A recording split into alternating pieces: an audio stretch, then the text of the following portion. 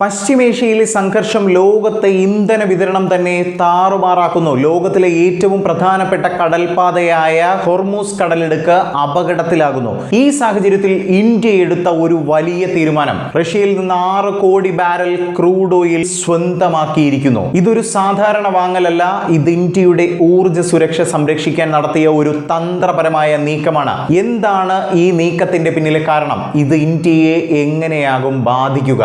വിശദമായി തന്നെ പരിശോധിക്കാം. Let's check in detail. Welcome to the point. റിപ്പോർട്ടുകൾ പ്രകാരം ഇന്ത്യ അടുത്ത മാസം എത്തിക്കാൻ വേണ്ടി ഏകദേശം 60 million barrel crude oil, Russian crude oil ഉറപ്പിച്ചിരിക്കുകയാണ്.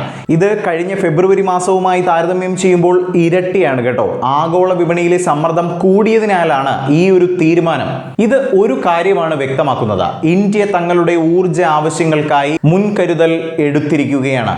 എന്താണ് അതിന് കാരണം? പ്രധാന കാരണം പശ്ചിമേഷ്യയിലെ സംഘർഷം തന്നെയാണ്. കപ്പൽ ഗതാഗത മാർഗങ്ങൾ തടസ്സപ്പെടുന്നു. അതുപോലെ തന്നെ സ്ട്രെയിറ്റ് ഓഫ് ഹോർമൂസ് അല്ലെങ്കിൽ ഹോർമൂസ് കടലിടുക്ക് വഴി അപകട സാധ്യത ഉയരുന്ന ഒരു സാഹചര്യം ഉടലെടുക്കുന്നു. ഈ കടൽപ്പാത വഴി ലോകത്തിന്റെ വലിയൊരു ശതമാനം എണ്ണയാണ് കടന്നു പോകുന്നത്. അതിനാൽ തന്നെ ഇത് ബാധിക്കുമ്പോൾ ലോകത്തെ മുഴുവൻ ഊർജ്ജ വിപണി തന്നെ സമ്മർദ്ദത്തിലാകുമെന്നത് നിസ്സംശയം പറയാൻ സാധിക്കും. സൗദി അറേബ്യയും ഇറാഖും പോലെയുള്ള രാജ്യങ്ങളിൽ നിന്ന് വരുന്ന എണ്ണച്ചരക്കുകൾ ഇപ്പോൾ പലതും തടസ്സപ്പെട്ടിരിക്കുകയാണ്. ചില കപ്പലുകൾ പേർഷ്യൻ ഗൾഫിൽ തന്നെ കുടുങ്ങിക്കിടക്കുന്നു. പതിവ് വിതരണ ശൃംഖല ആകെ മൊത്തം തകരാറിലായിരിക്കുകയാണ്. ഇത് കാരണം ഇന്ത്യയിലെ റിഫൈനറികൾക്ക് വലിയ സമ്മർദ്ദമാണ് ഉണ്ടാകുന്നത്. അതുകൊണ്ടാണ് ഇപ്പോൾ വീണ്ടും റഷ്യയിലേക്ക് തിരിഞ്ഞിരിക്കുന്നത്. റഷ്യ ഇപ്പോൾ ഇന്ത്യക്ക് ഒരു പ്രധാന എണ്ണ വിതരണക്കാരനായി മാറുന്ന ഒരു സാഹചര്യമാണ്. അമേരിക്ക നൽകിയ പ്രത്യേക അനുമതി ഇതിന് സഹായകമായി എന്നതും എടുത്തു പറയണം. മാർച്ചിന് മുൻപ് ലോഡ് ചെയ്ത ചരക്കുകൾ എത്താൻ അനുമതി നൽകിയിട്ടുണ്ടെന്നതാണ്. ഇത് ലോകത്തിലെ ഇന്ധന വിലയിൽ വലിയ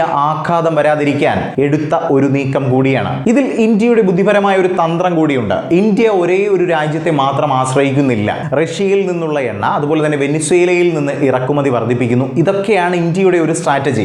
ഏപ്രിലിൽ ഏകദേശം 8 മില്യൺ ബാരൽ വെനിസ്വേലൻ എണ്ണ എത്തുമെന്ന് കണക്കാക്കുന്നു. ഇത് ഇന്ത്യയുടെ വിതരണ വൈവിധ്യം ഉറപ്പാക്കുന്ന ഒരു നീക്കം കൂടിയാണ്. ഇപ്പോഴത്തെ ഒരു സ്ഥിതി പരിശോധിക്കുകയാണെങ്കിൽ സങ്കീർണ സാഹചര്യങ്ങൾക്കിടയിലും എണ്ണക്കപ്പലുകൾ ഇന്ത്യയിലേക്ക് എത്തുന്നുണ്ട്. തുറമുഖങ്ങളിൽ തിരക്ക് കുറയുന്നു. തുറമുഖങ്ങളിൽ വലിയ തിരക്കില്ല. 600-ലധികം ഇന്ത്യൻ നാവികരും സുരക്ഷിതരുമാണ്.